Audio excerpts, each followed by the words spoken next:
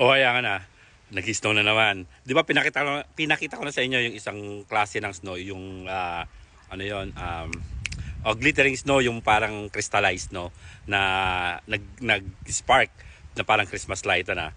Ngayon, ito naman ibang klaseng snow tong papakita ko sa inyo. Tingnan nyo. Meron kaming ano ngayon, blizzard o snowstorm mamaya pa. Nagsisimula pa lang ngayon. Ito yung isang klase ng snow.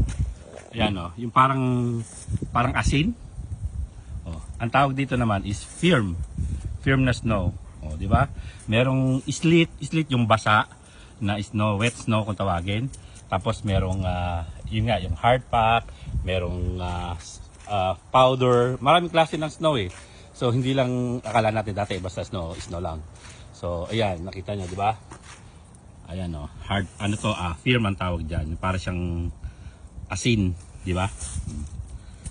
Oh, ayan, may natutunan na naman tayo na lintek. O di ba?